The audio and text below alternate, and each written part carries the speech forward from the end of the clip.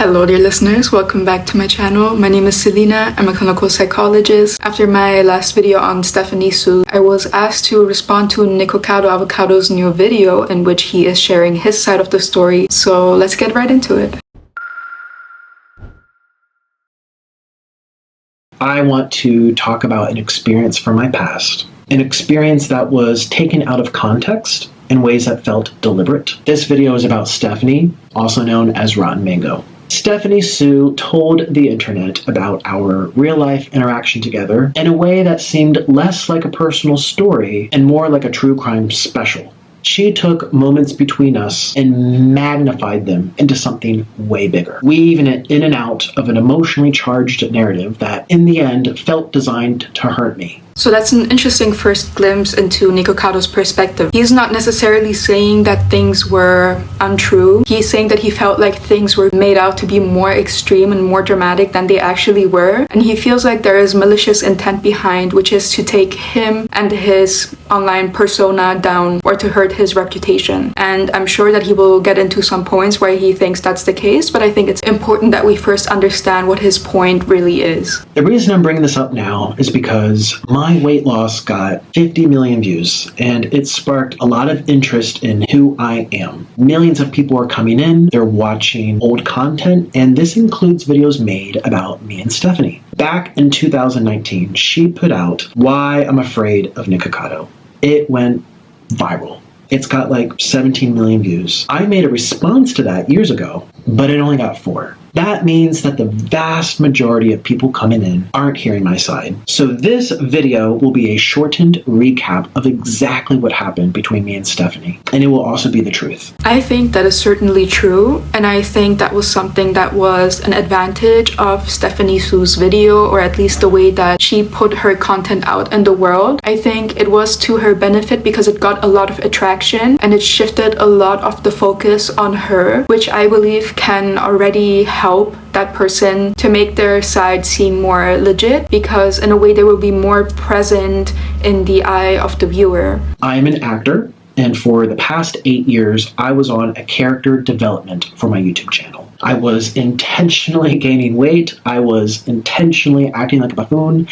I was developing an online persona. In the earlier years of this, I leaned very heavily into covering drama from other YouTube creators. I'd spill the tea on them, even holding a kettle prop sometimes. I'd stir the pot, throw the shade. I literally injected myself into any drama, and a lot of people couldn't separate that character from the real me. And this is how things started to develop in the very beginning. Maybe it was difficult for him to distinguish that as well in his personal and in his professional life, especially because since the thoughts and the internal monologue that we kind of have, or the things that we put out there in the world, they can have an unconscious effect on the beliefs that we hold about other people as well, which could mean that some of the characteristics like that drama-seeking aspect of him could have been transferred to his personal interactions as well. And another question is, why was that character so attractive to him, right? Maybe he possesses certain parts of that, or he feels like it is an escape to his regular self, the very constricted person that is in control always. But those are some questions that we need to ask ourselves. By the time Stephanie and I crossed paths, I had already gained over 100 pounds and built a reputation for having a character that was chaotic, loud, and messy. We have a few things to discuss. The tea is steaming hot.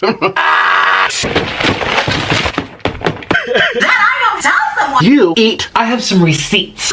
Sit down. You, these clowns. Your fault. Everything about me is No. For anything. You actually sit down. Sticking her nose in drama. Acting like she doesn't want drama. I was not always seen as credible.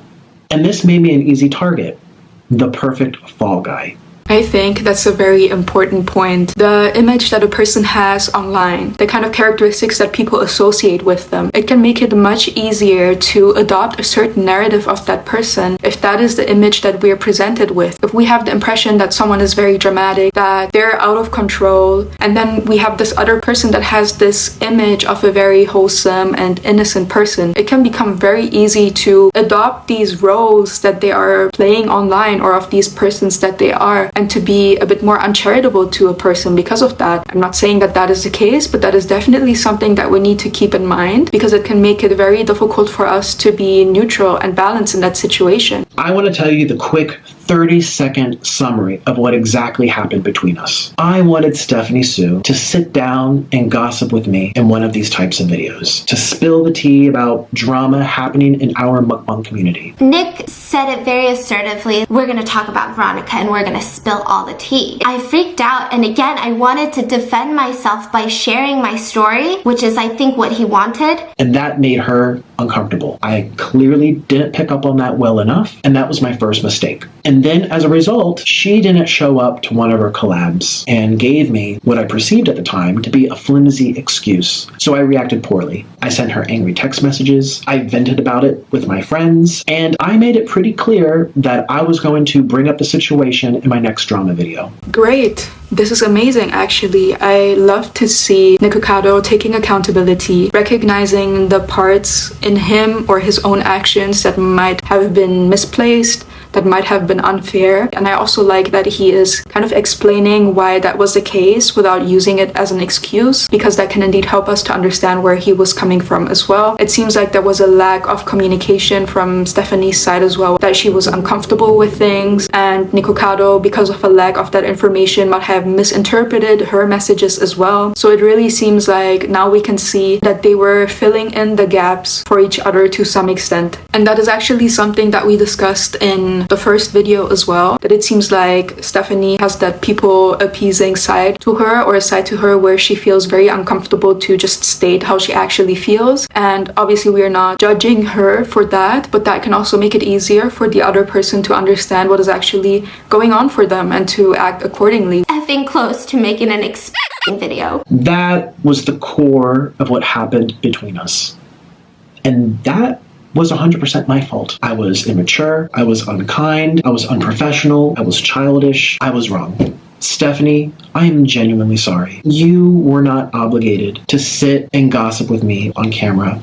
You didn't owe me that. And I was totally out of line for reacting the way I did when you didn't show up to film. I was too wrapped up in trying to get juicy content for my channel. I clearly lacked the maturity to handle the situation the right way. I also want to apologize to you, Stephanie, for saying I would call you out for ghosting me. You know, plans change.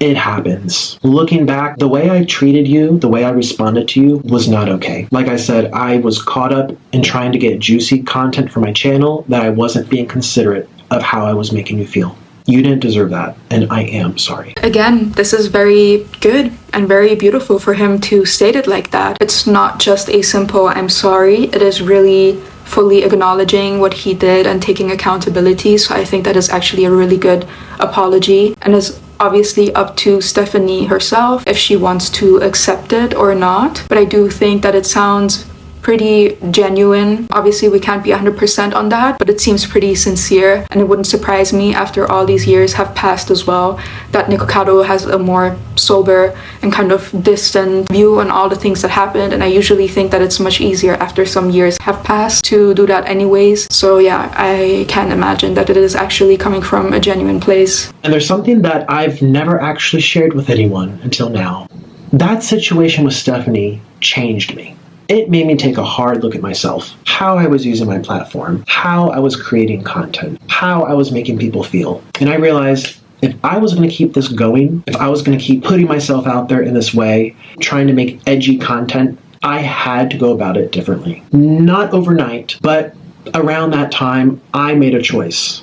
No more dragging other people into my drama. So I started to shift. It would be my own mess. My chaos, my circus, smashing pies in my face, bouncing on scooters with my belly hanging out, screaming and crying and laughing like a lunatic. It was absurd, but it was mine. At this point I might sound a bit like a broken record, but I think this is great as well. I think that genuinely shows that someone in that moment already noticed that something was deeply wrong with the way that they were doing things. It shows that they can acknowledge I'm doing something that is unfair and hurting this other person, and I need to do something about the way that I am conducting myself. And that is amazing that he then removed other people from his mess and his drama, because that can just make it much more likely to be unfair to other people or to drag them into something that they don't want. point. And I think this is an important thing to notice because it means that he doesn't only feel sorry for the things now, that already back then, although he might have not verbalized or thought of it that way, it already stuck with him. And he already had a feeling that something was wrong and that he needed to change something. So I think that is actually quite a nice demonstration of how someone's conscience or their feeling of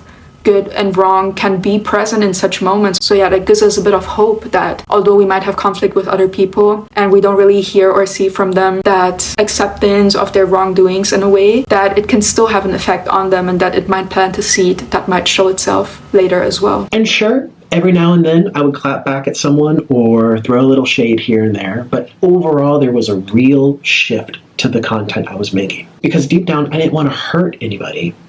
I just wanted to put on a show. With that said, two things can be true at the same time. Yes, I was wrong to egg on drama during my collab with Stephanie. Yes, I was out of line for getting upset over text. And yes, venting about it on social media wasn't okay either. But what happened next didn't feel like a response. It felt like a preemptive strike. You see, before we filmed together, Stephanie wasn't exactly the persona many knew her as. Off camera, she talked poorly about other creators in our community.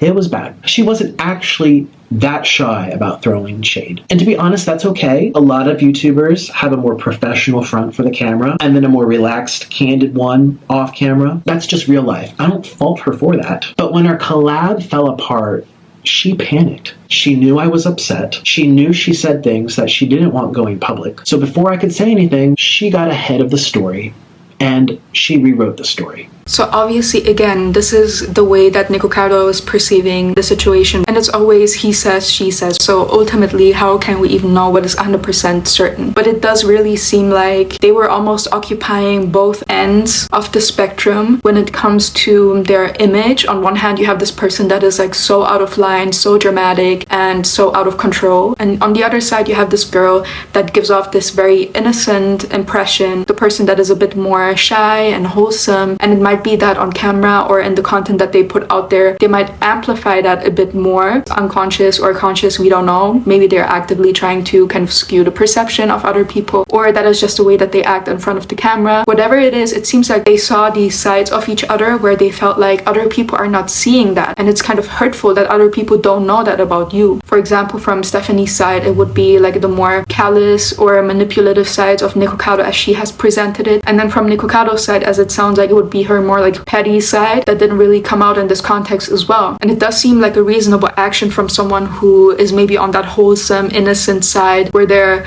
image is very family friendly at that time, at least, that they would not want to have these things come out about them because it would really drastically shift the perception of their own fan base or of people in general about them. So we don't really know, but it might be that everything kind of accumulated, that they felt scared and intimidated, and that because of that they might have taken such an action, such as putting a video out there that was maybe amplifying or making things seem more extreme. And I'm kind of curious to see where it will go, but I think it is a possibility. Stephanie opened her video about me with what looked like security footage. Her shaking on a couch, visibly distressed, with someone holding on to her. It was dramatic, it was intense, and for the millions of people unfamiliar with either of us at the time, it planted a powerful impression that the person in that footage was me. And where she wouldn't clarify who the man was until 30 minutes into the video, when many people had already clicked out. From there, she invoked language and imagery that directly echoed the Me, a movement created to support the survivors of and In and out of sleep. In and out of sleep. Well, me too. Hashtag I think that is something that at that time kind of stood out to me as well, as someone who's also putting content out there and kind of being more mindful of the things that I am saying and the way that I am organizing things. I like to have more of an intuitive and natural flow to what I'm doing. I'm not really cutting in any material, so that was something that stood out to me as well. Well, it is certainly a very deliberate way that someone is doing their video to keep someone's attention or to set the tone for a video. So I can see Nikocado's point in that way, that it definitely started out with a big bang. It was very intense from the beginning on, and it had words and cues very present in the beginning that were hooking someone in. And that doesn't need to mean that the things that were discussed in that video are wrong or that Stephanie didn't feel these things, but it's definitely important to mention that those are things that a person is thinking about when they are making a video, at least when they're more professional and invested in what they're doing. And given the production value of that video at that time, and it might have seemed like a sit-down kind of video, but it was definitely very heavily edited. Yeah, it's important to mention and notice, and I think Nikocado was very aware of these things from beginning on as well, especially being on the other side of it. He might have noticed the many ways in which Stephanie edited and cut and inserted certain clips to induce a certain effect or to hook the viewer in. So I can also imagine that for him it feels insincere. But again, we need to mention that it might be that more entertainment savvy side of her, kind of knowing what to use in a video to get more attention to it. She repurposed the emotional weight of that cultural reckoning and redirected it at me. Not only did this lend her story immediate credibility, but it also cast me in the role of a within the first 10 seconds, before even having to say it directly. That movement isn't for you to use as a prop. It's not a storytelling device for dramatic effect. It's not meant to be used as emotional currency. But in Stephanie's video, it became all those things. So I feel a bit split about this. While on one hand, I can definitely see what Nikocado is saying, that these are subjects that are extremely heavy and that they shouldn't be treated lightly, especially when we're talking about a third person being dragged into the dynamic. I think you need to be very careful with the language that you're using as well. But I do think it is also important to say that I think Stephanie might have actually felt that at that time. The way that she was kind of recalling the situations, it really seemed like she was kind of projecting her own traumatic experiences onto Nikocado, which doesn't need to mean that Nikocado was really a threat, but that her own experiences made her interpret certain situations as really dangerous and hence kind of put him into the same category as those people that really hurt her or traumatized her before. To someone on the outside, it might then seem like, okay, this is way out of line that you're putting me in this category as well. And I would agree to some extent, but we also need to understand that the lived experience of that person is that it does genuinely feel like a threat to them because of their own experiences and their biased perception of the world and of people. I think when someone shows me a pattern of predatory behavior, I'm not going to not listen. Hashtag too. And feeling like Framing our fallout with references like that shifts how people understand it. She said that my interaction with her was at a similar degree to when she was and the only way that I've ever felt like this to any degree in my life prior to Nick, it was one where I felt shit. I was in my own home, felt like really didn't have a lot of power. Stephanie literally co-opted the media to intensify and distort the nature of our conflict that was at its core about gossiping on camera, canceling a collab, and venting about it through texts. She used dark imagery to connect us to a serious cause. From Nikocado's side, I can really see how it feels so extremely unfair to be categorized in the same group of people of someone who's doing something really heinous. And then again, we can't deny that that might have been the lived experience of Stephanie, that she really experienced it as a threat almost on the same level as what she felt before that. And that is maybe because of certain characteristics that Nikocado showed, that her assaulter at that time showed as well. We don't know what the exact triggers were, but probably her feeling like she couldn't say no or express herself because she was kind of intimidated by certain things. But yeah, it doesn't necessarily mean that it was all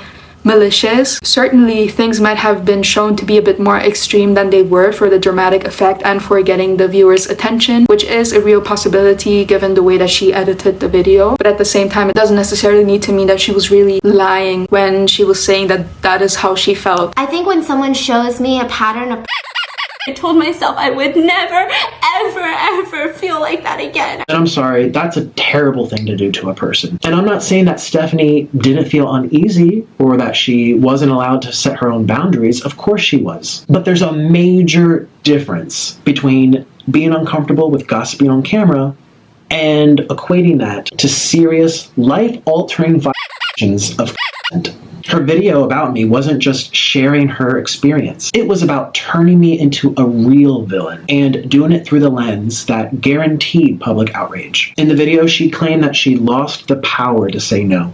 Your basic human fundamental rights to say no. Can't say no to him. I just want to take back my power to say no. Lost the power to do what?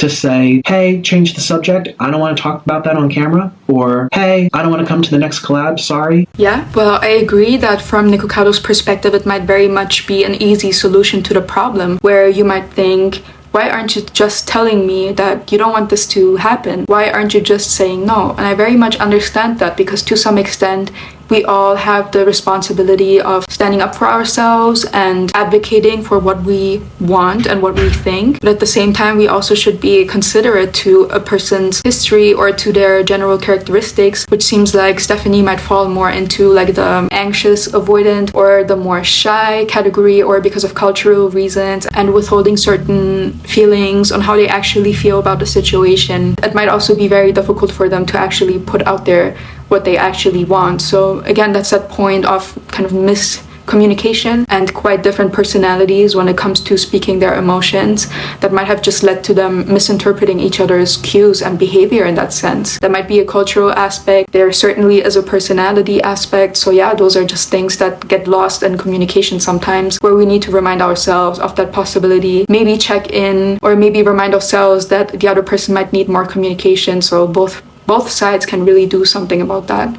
Not feel like someone's holding this thing over me. That's performative. She even dug up anecdotes about me, ones totally unrelated, and repurposed them to make our situation seem 10 times scarier. What was the purpose of all of this?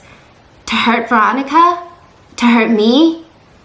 To get your sucked? Yeah. Our mukbang had nothing to do with that. Our own experiences of hurt can make us feel a bit more confident in our perception of someone else. And that can serve a protective function, right? If we're scared of danger, if we have experienced something that was really horrific, then we would get more sensitive to certain cues around us to make us not move into these situations as quickly that might end up being hurtful to us, because we experienced how it feels to go through that. Which also means that we can maybe look for more evidence or interpret them to be more negative than they actually are, which is also called a negative interpretation bias for people who experience interpersonal trauma especially. Why did Stephanie evoke themes that resonated with the Me Too climate? Why use those emotional cues? This was a takedown, a carefully constructed, emotionally charged hit piece. Whether it was to protect her own image, or grow her true crime brand, or control the narrative of her fallout, this was the strategy she chose. And I hope we can be honest about what that choice looked like and what it cost me.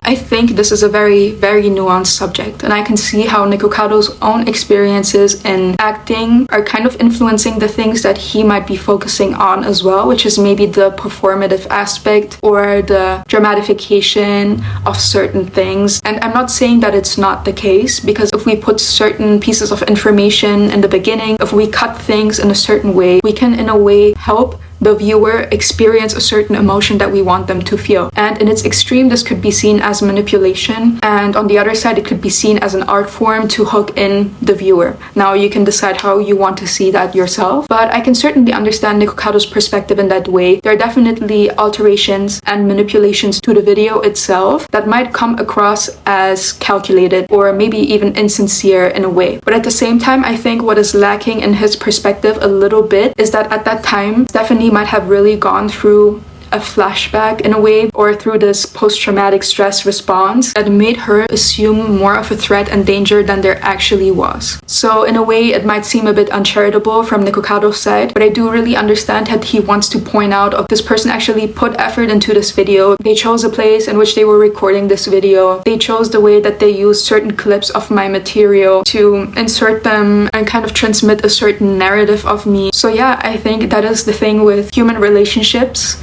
and with human dynamics. They're usually very complex, and it's very easy for us to try to pick a side, or we want to pick a side. We want to believe the person that we maybe resonate with more, or simply the person that has put more of their side of the story out there, which usually makes us feel like we want to believe that person more because we understand them better. So I think that is a very important conclusion for us as the viewer as well, that we should always reserve that little room for critical analysis, and always keep in mind that we are not seeing the full picture, that people are narrating these things from their own perspective, and that would be my own personal like wish or message in this video as well, and even in our own interpersonal conflicts, to keep in mind that the other person has their side of the story and that we deserve to be listened to and trusted because we have our own reasons for being the way that we are as well. And I'm happy that Nikocado has done this.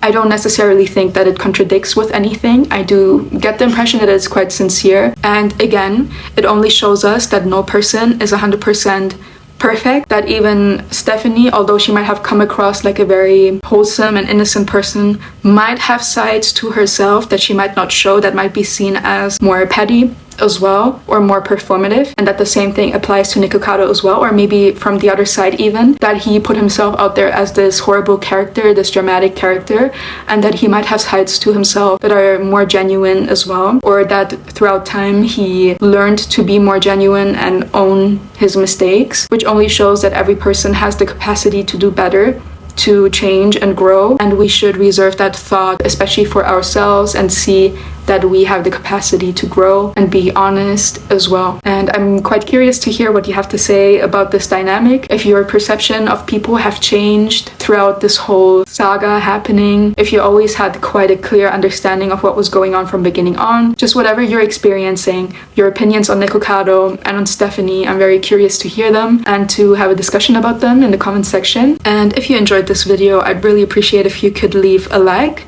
and subscribe to my channel for more videos like this one. It would definitely help me out a lot. I hope you guys can be kind to yourselves and take care of yourselves. And otherwise, I will see you in the next one. Bye.